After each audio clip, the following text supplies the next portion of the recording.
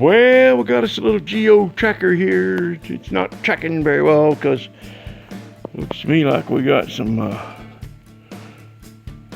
broken needle bearings and kind of needle bearings scattered all about. Some missing. Don't look good.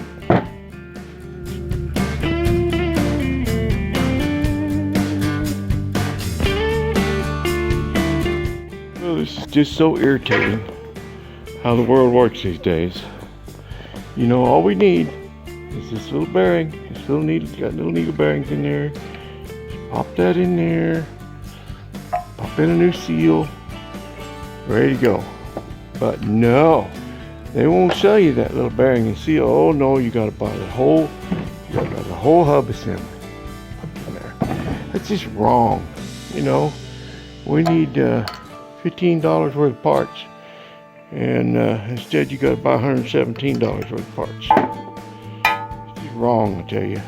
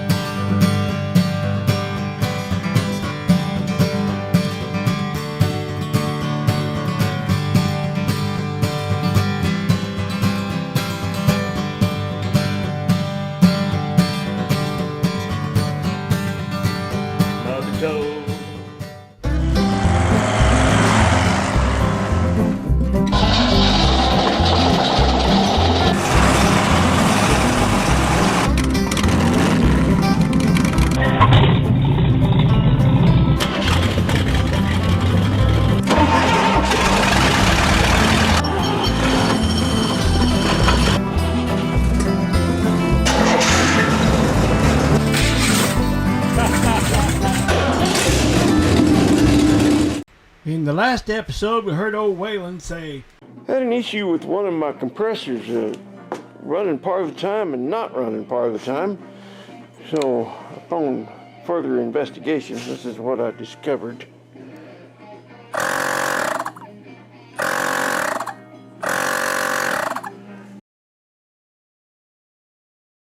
meanwhile, back at the old folks' home,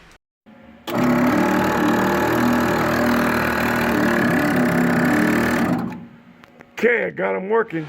Well, I got my panel mounted back in there that holds my relays and fuses and everything to power these compressors, dual compressors.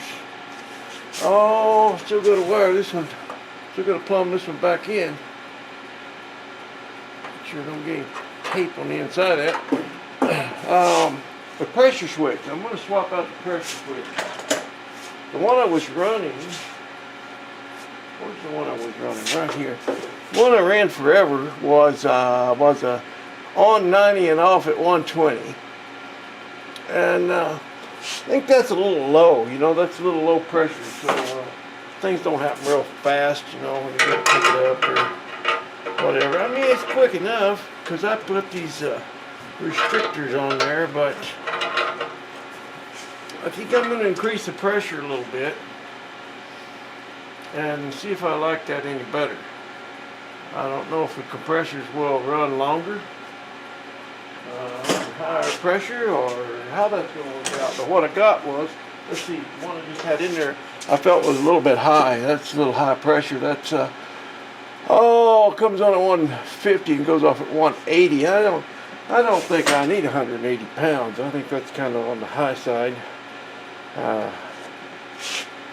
Maybe somebody can tell me different if they feel the need to, but I'm going to dope these threads up. I'm not going to use thread tape because I don't want to take a chance of getting some inside there and get into my solenoid switches.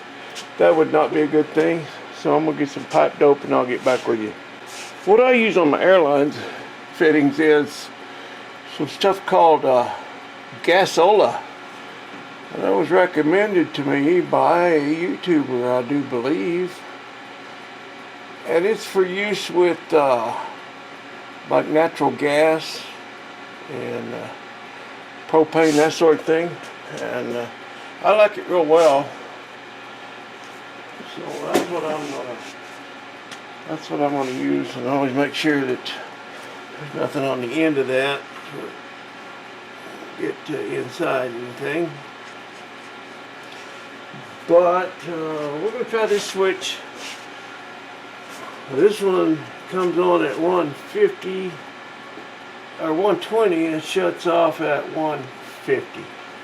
So that's kind of more in the middle, rather than way up there on the high end, cutting off at 180. Pressure gauge only goes to 200, but for these tanks, I don't think they need to have 200 pounds of pressure on them. I just don't. I don't know. I could be wrong. And I'm going to see how it goes. I'm going to need to make a little cleaner kind of a boot on there. It's supposed to have a little rubber boot on it, but I don't have it. I've got a little apparatus that I built to kind of help give me a little head start on pressurizing my system.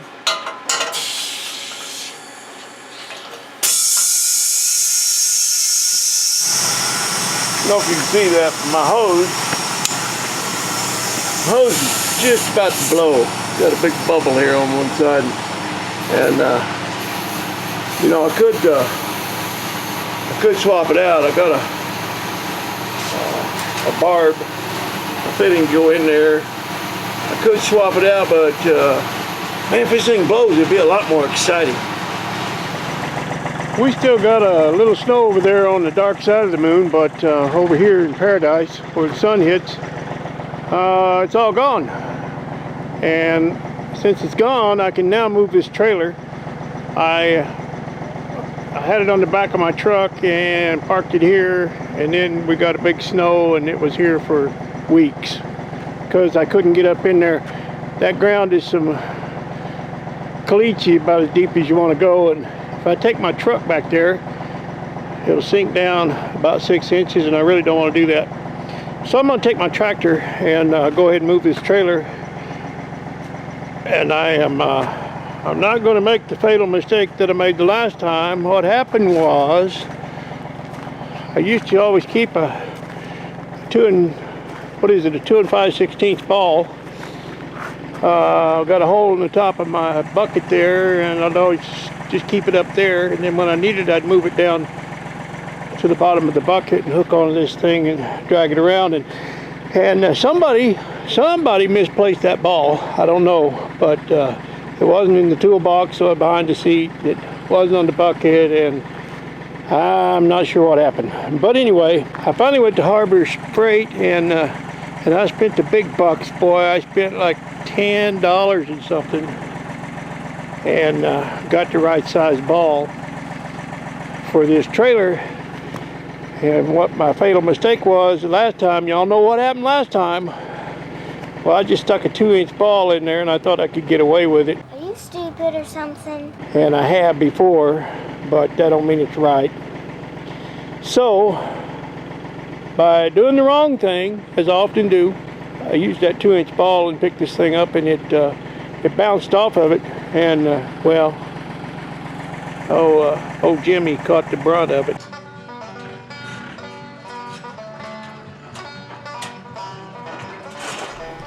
Never gets old, does it?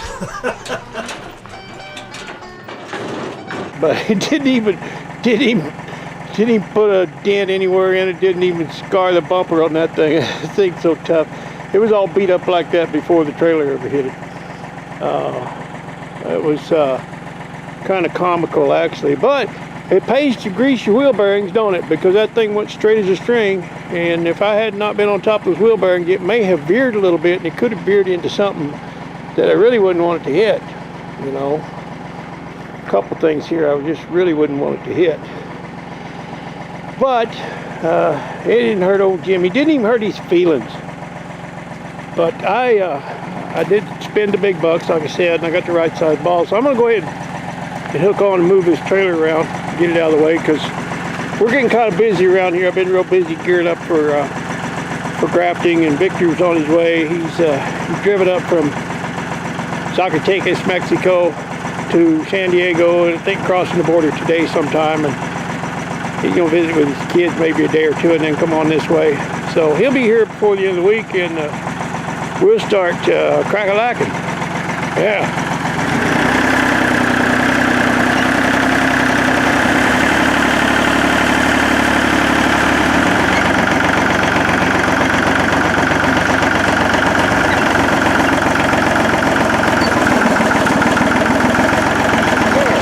That little fella can live right there, and it's shiny enough that maybe I'll be able to see it.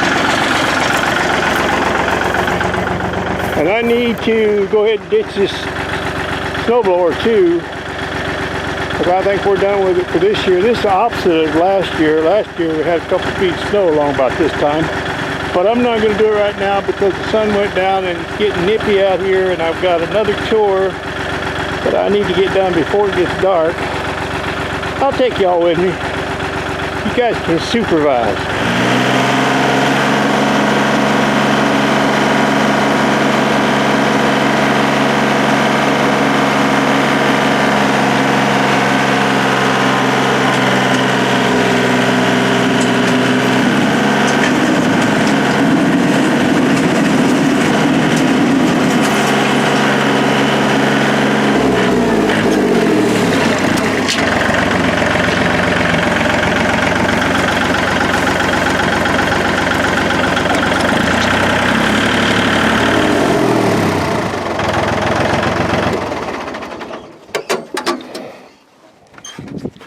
Well, let's stop and visit this old boy for a minute. I want to point out a couple things that I just absolutely love about this old truck. One of the things with these headlights, look how round they are. Those are just awesome.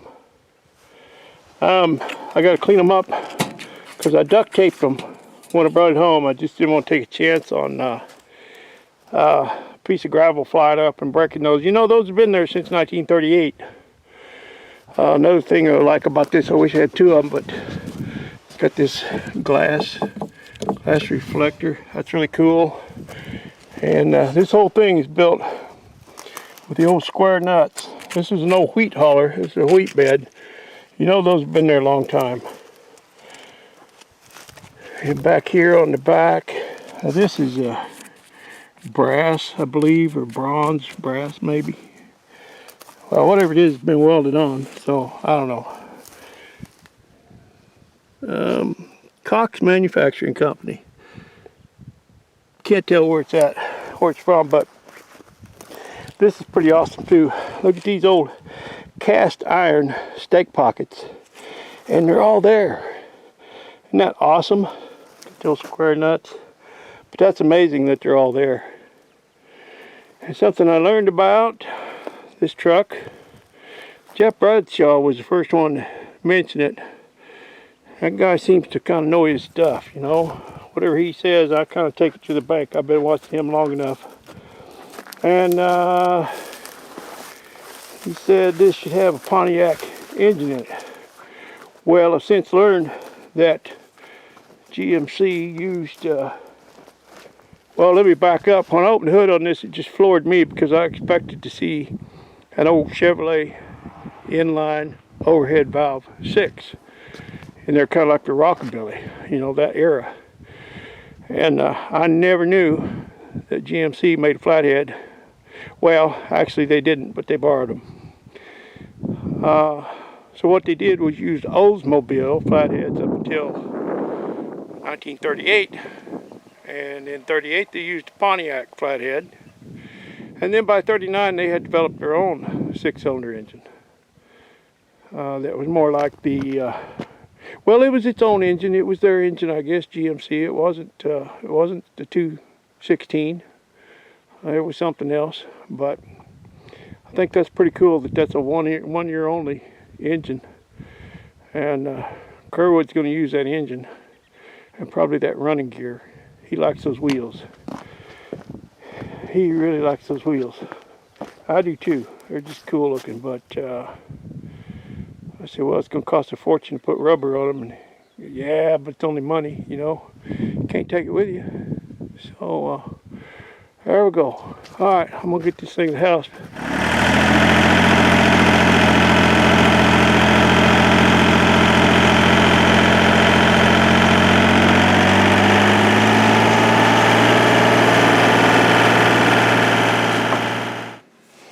going to have you guys look over my shoulder here, and I want to show you a couple things. You know, I've had people send me gifts from all over the world. It's really been something over the years, the things that I've gotten. Awesome gifts from everywhere. And this has been a long time coming. I should have done this shout out a long time ago, but looks like Scott Moomaw. He's in Arizona, and he sent me this little brochure here of the 82 Chevy pickup, full size, and it's pretty neat, you know. And there's a letter that came with this, and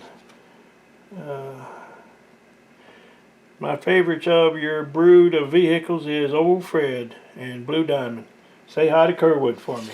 Nice letter, nice gentleman, and I don't know, this one, I feel bad about this one because I was just, you know, I got this and I was going to do a shout out on it right away, so why would I need to write down the guy's name or whoever sent it to me, you know, I mean, and then you know how that goes. Are you stupid or something? Phone rang or something, and my feeble mind wandered off, and I didn't do the shout out, and now I don't know who sent me this, so please put your name in the comments, and you deserve recognition, and I'd like to give it to you, but this is a pretty awesome piece too, and I'm going to try and find room on my wall out there somewhere for some of this stuff. But here's another thing that I wanted to show you. This is an awesome thing. This gentleman, this comes from Harry, I believe, and he's in Manitoba, and he sent me a picture of his vehicles, and he's got what's he got? Oh, a 97 D Ranger and the 63 Mercury Meteor with the factory 221 cubic inch Windsor engine. So what he sent me, a nice letter, and thank you for that. And he wrote down all of his ideas about what to do with the V12, but I've already got a plan for that. I've had a plan for that before I ever went and got it. Went to Kansas. Kerwood and I went to Kansas to pick that up. Anyway, this is awesome. Check this out. This is a pristine, pretty much pristine edition, September 1959 edition of Popular Science. I hope there's not a glare on that. I'm looking at the viewfinder and I can't really tell how bad the glare is. Maybe that's pretty good. But it talks about Detroit's first V6 engine, and that's going to come out in 1960. It's just the latest thing, you know. It talks about the new technology, and also in here is the Twin 6. There's the V12, and you know, these old trucks, we used to call these old trucks the a cracker box. They were just a real narrow cab. They didn't have a sleeper or anything on the back of it, just a real skinny, we called them Cracker Jack box.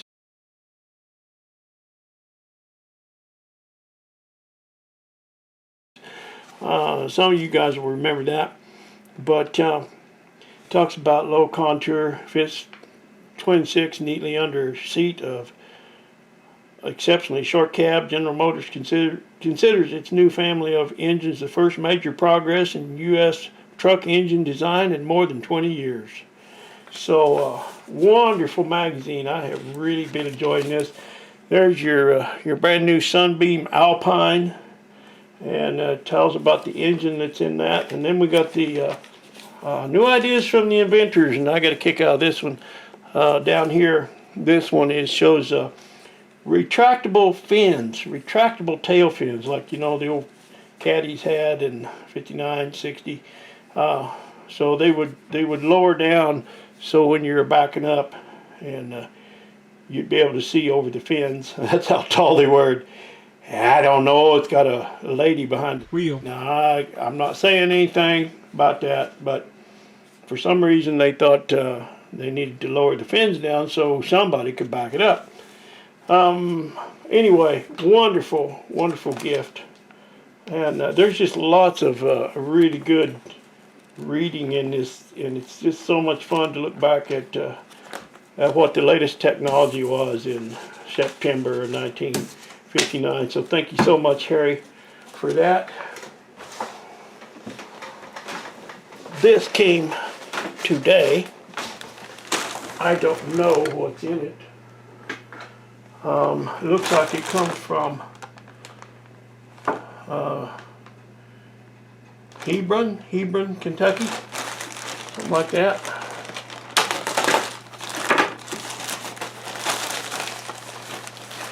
Maybe it's a drop ship. It is a drop ship. This is from DD Speed Shop. Dan and Danny, I believe it is.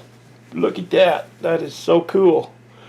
And there's one of them that's bigger than the other one, I think, and I think Kerwood probably get the little one. But a couple of them. Thank you so much. Yeah. Well, oh, there's 3 of them. Awesome. Okay. Well, thank you, Dan. That's check these guys out. DD Speed Shop on YouTube, and Half-Ass Customs. I really enjoy watching that guy work metal, move metal around. He's really good.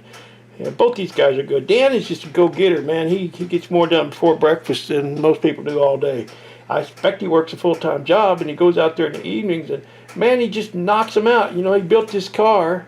He had a 4-door Chevy, an old 4-door 57.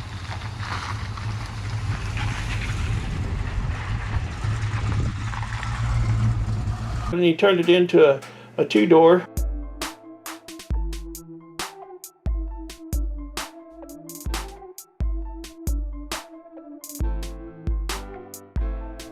And did a really nice job, and just left the patina and everything. And he did it in just no time. It seemed like, I guess it was longer, but it seemed like a couple of weeks he had it all done and was driving it, man. He don't mess around. And he's building I think a Model T. I believe it's a Model T coupe. But check him out, DD Speed Shop on YouTube. And Half-Ass Custom, he's quite a fabricator.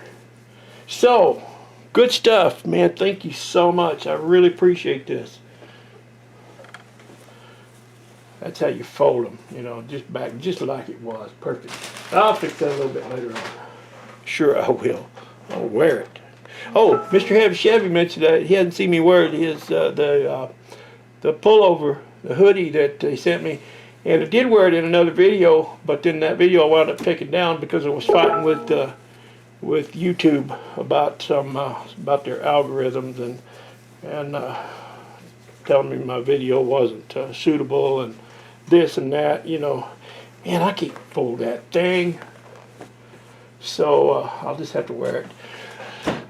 But anyway, I don't want to wear it grafting and mess it all up, the Mr. Heavy Chevy hoodie, and don't want to wear it in the shop and get it all dirty and messy. So I'm going to take it to car shows. You know, around here the car shows are quite nippy in the spring and in the fall, and it'll be perfect for that. And it'll be perfect to wear in my any of my rat rods that you know, I take out on a day when it's a little bit cool. This video is not what I usually put up, but I just can't drag home an old 38 GMC every week, you know, or fire up an old rig like that. I suppose I could go do a North Carolina cold start, but that wouldn't be much of a challenge. So since it's about 40 degrees out there. I found this car on Craigslist, and talk about patina. It's just about the most beautiful thing I've ever seen. Imagine that thing with some wheels and tires on it and a clear coat.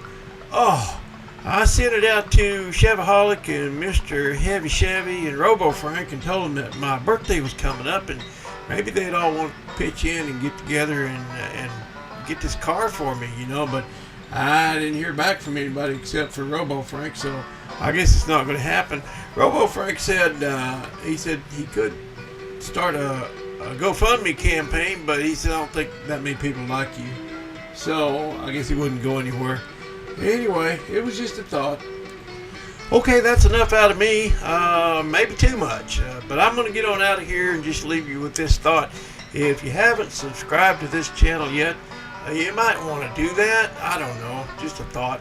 And also maybe hit that little bell ringy-dingy thing. And the only other thing I could say is, ha ha, I sure do appreciate you.